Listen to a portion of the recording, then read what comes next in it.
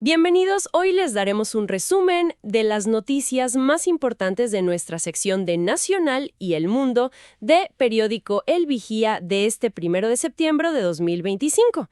Tenemos temas claves sobre la justicia en México, tensiones internacionales y también algunos desarrollos en seguridad. Vamos a explorar juntos los puntos clave de estas notas, tratando de entender qué significan y, bueno, por qué son relevantes. Empezamos en casa, en México.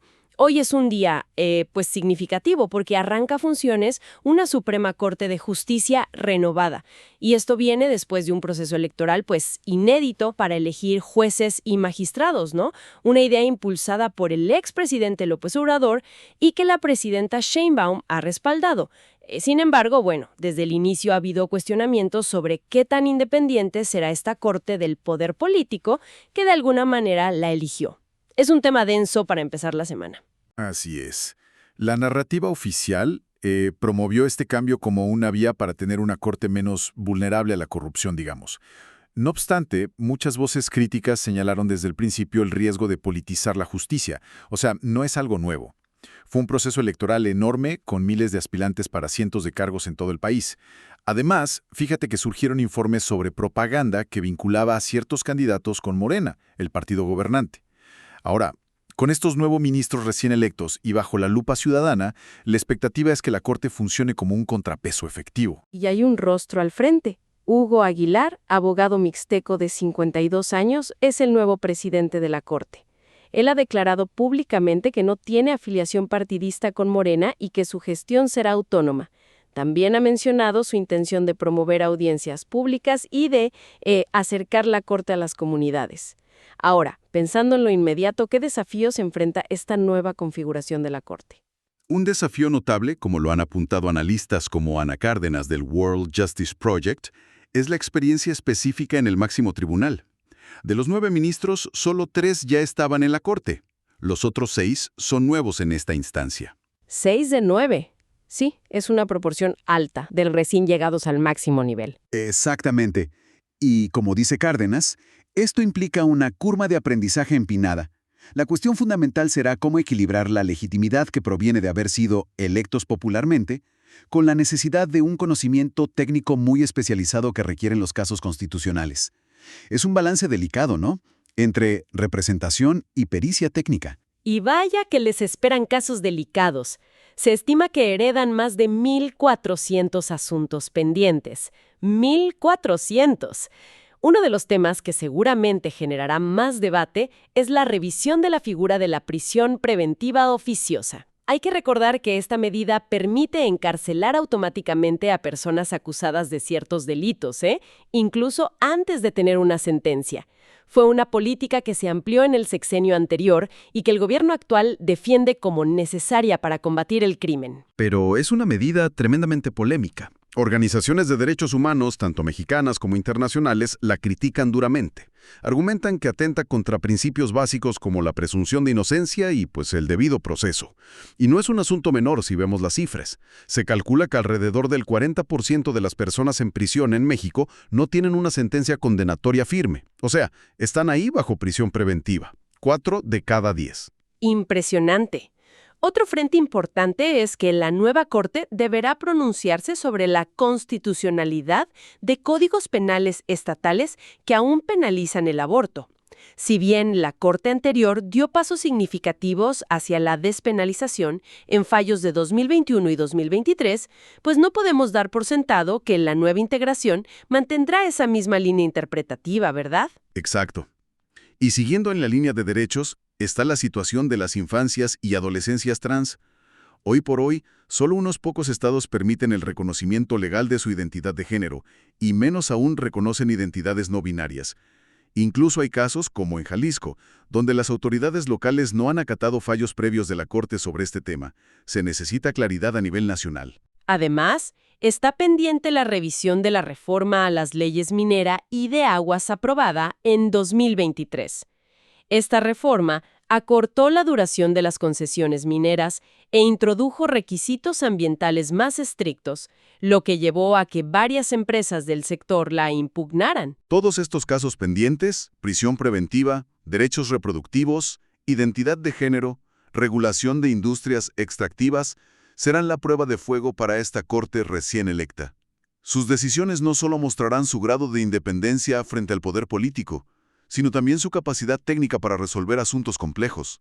En esencia, lo que está en juego es si este nuevo modelo judicial electo logrará consolidarse como un garante efectivo de la Constitución y los derechos fundamentales, o si la balanza se inclinará hacia las prioridades políticas del momento, redefiniendo potencialmente el equilibrio de poder en México para las próximas décadas. Será crucial observar cómo se desenvuelven. Dejamos por un momento al máximo tribunal. Hay otra nota nacional que, aunque más puntual, ha generado comentarios. El alcalde de Tepoztlán, en Morelos, Perseo Quirós, confirmó que el terreno donde se encuentra la casa del senador de Morena, Gerardo Fernández Noroña, no aparece en los registros catastrales del municipio. Esto significa que, no paga impuesto predial. Ajá. El alcalde aclara que esta situación no es única del senador, sino que es un reflejo de un problema mayor de desorden territorial y crecimiento irregular en Tepoztlán, que además es un pueblo mágico. Menciona que según datos del censo de 2020, casi la mitad de las viviendas en el municipio no están registradas en el catastro. Casi la mitad. Wow. Y Quirós también apuntó a la complejidad de la propiedad de la tierra allí. Explicó que una gran parte del municipio forma parte del Parque Nacional El Teposteco, un área protegida federal, y que además mucha tierra está bajo régimen de propiedad social, o sea, tierras que pertenecen colectivamente a comunidades indígenas o campesinas, ejidos y comunidades agrarias, lo que complica los registros individuales y, por ende, el cobro de impuestos. Claro, eso lo hace mucho más complejo de administrar. Es un vistazo interesante a los retos de la administración local en lugares con estas características tan particulares. Cambiamos de escenario ahora y miramos al panorama internacional. En Medio Oriente la tensión sigue alta. El ejército israelí anunció este domingo la muerte del portavoz del brazo armado de Hamás, Abu Obeda, cuyo nombre real se cree era Judaifa Kalut. Según Israel, fue eliminado en operaciones durante el fin de semana. Hasta el momento, Hamás no había emitido comentarios al respecto. Abu Obeida era una figura muy visible, el rostro público de las brigadas Al-Qassam. Se le conocía por sus mensajes desafiantes, sus comunicados sobre los rehenes y la difusión de material de propaganda, incluyendo imágenes del ataque del 7 de octubre de 2023, que inició esta fase del conflicto. Si se confirma su muerte, podría ser un golpe para la moral y la capacidad de comunicación estratégica de Hamás, aunque hay que verlo también en el contexto de la intensa guerra de información que acompaña las operaciones militares. Y este anuncio llega mientras, según reportes, el Gabinete de Seguridad israelí estaba considerando expandir la ofensiva militar en áreas densamente pobladas de Gaza, como Ciudad de Gaza. Todo esto, aparentemente, sin planes inmediatos para reanudar negociaciones formales de alto al fuego. La situación de los rehenes sigue siendo desesperada. De los más de 250 secuestrados inicialmente, se cree que quedan menos de 50. Y las propias autoridades israelíes estiman que solo unos 20 podrían estar aún con vida. Muy pocos. Mientras tanto, la situación humanitaria en la Franja de Gaza es simplemente catastrófica y no deja de agravarse. Las fuentes informan de al menos 43 palestinos muertos desde el sábado, la mayoría en Ciudad de Gaza. Hay testimonios muy alarmantes, recogidos por agencias internacionales sobre tropas israelitas disparando contra multitudes que intentaban desesperadamente acercarse a convoyes de ayuda humanitaria en el corredor de Netzarim, una zona que ya algunos califican como una trampa mortal. Terrible. Israel ha intensificado sus operaciones en varias zonas, incluyendo el barrio de Rimal en Ciudad de Gaza, y sigue instando a la población civil a evacuar hacia el sur. El problema es que, según la ONU, más del 90% de los 2.1 millones de habitantes de Gaza ya han sido desplazados al menos una vez desde que empezó la guerra hace casi 2 años. Simplemente no quedan muchos lugares seguros a donde ir. La escala del sufrimiento humano es difícil de comprender. Las cifras del Ministerio de Salud de Gaza, que, es controlado por Hamás, son un reflejo de esta profunda crisis. Reportan muertes por inanición, 7 adultos en las últimas 24 horas documentadas y 124 niños desde que comenzó el conflicto, por hambre. La cifra total de palestinos muertos, según esta fuente, ya supera los 63.300 y estiman que cerca de la mitad son mujeres y niños. Estos números ponen de relieve la extrema dificultad, si no imposibilidad, de proteger a la población civil atrapada en medio de los combates, y la urgencia crítica de que llegue ayuda humanitaria de forma segura y sostenida. Es urgente. Mientras esa es la compleja situación en Medio Oriente, en Centroamérica encontramos un panorama muy distinto en cuanto a seguridad pública, aunque no exento de controversia. Nos referimos a El Salvador. El presidente Nayib Bukele celebró recientemente un hito. El país alcanzó 1000 días sin registrar homicidios desde que él asumió el poder en junio de 2019. Es una cifra impactante si recordamos el pasado reciente de El Salvador, que durante décadas fue uno de los países más violentos del mundo por la acción de pandillas como la MS-13 y Barrio 18. La estrategia central detrás de esta drástica caída de la violencia ha sido el régimen de excepción, vigente desde marzo de 2022. Se implementó tras un fin de semana particularmente sangriento, con 62 asesinatos atribuidos a las pandillas. Este régimen implica un despliegue masivo de soldados y policías, la suspensión de algunas garantías constitucionales, como el derecho a la defensa o el límite de tiempo para la detención sin cargos formales, y permite intervenir comunicaciones sin orden judicial previa. Medidas fuertes. Parte de esta estrategia incluyó la construcción del Centro de Confinamiento al Terrorismo, el CECOT, una megacárcel para 40.000 reclusos que ya alberga a unos 20.000. Desde que se impuso el régimen de excepción, las autoridades informan haber detenido a más de 88.800 personas. 88.000. El propio presidente Bukele ha admitido que entre los detenidos hubo personas inocentes, calculando que alrededor de 8.000 ya han sido liberadas. El Salvador terminó 2024 con una cifra histórica de apenas 114 homicidios, un contraste enorme. Sin duda es un caso que genera un intenso debate internacional. Por un lado, la reducción de homicidios y extorsiones es innegable y ha transformado positivamente la vida cotidiana de muchos salvadoreños que vivían bajo el terror de las pandillas. Eso es un hecho.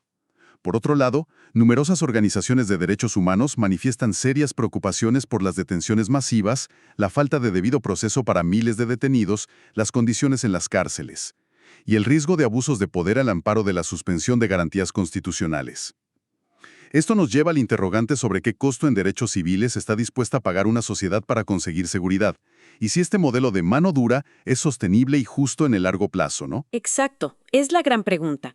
Y para cerrar nuestro recorrido de hoy, una nota rápida pero relevante desde Estados Unidos que toca el tema del poder presidencial.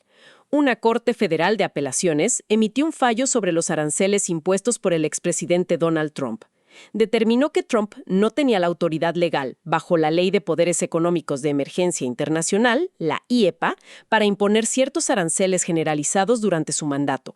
Se refiere específicamente a los aranceles recíprocos contra países con déficit comercial con Estados Unidos y a los aplicados al acero y aluminio de varias naciones. Es importante entender qué significa este fallo en la práctica inmediata. Aunque la Corte de Apelaciones consideró que esas medidas arancelarias específicas no se justificaban bajo esa ley de emergencia, los aranceles como tal no desaparecen automáticamente. Siguen vigentes porque se espera que el gobierno actual apele la decisión ante la Corte Suprema de Estados Unidos. La reacción de Trump no se hizo esperar. Afirmó que el fallo, si se mantiene, destruiría literalmente a Estados Unidos. Así lo dijo. Mientras tanto, diversas organizaciones empresariales que habían desafiado legalmente estos aranceles celebraron la decisión. La ven como un freno necesario al poder ejecutivo en asuntos comerciales y al uso de poderes de emergencia para implementar políticas proteccionistas. El impacto final dependerá, claro está, de lo que decida la Corte Suprema si decide tomar el caso.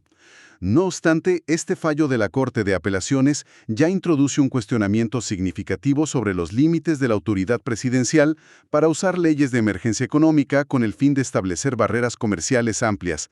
Es un tema con implicaciones importantes para el comercio internacional y para el equilibrio de poderes dentro de Estados Unidos. Hay que seguirlo. Haciendo un balance de lo que vimos hoy. Ha sido un recorrido intenso, la verdad.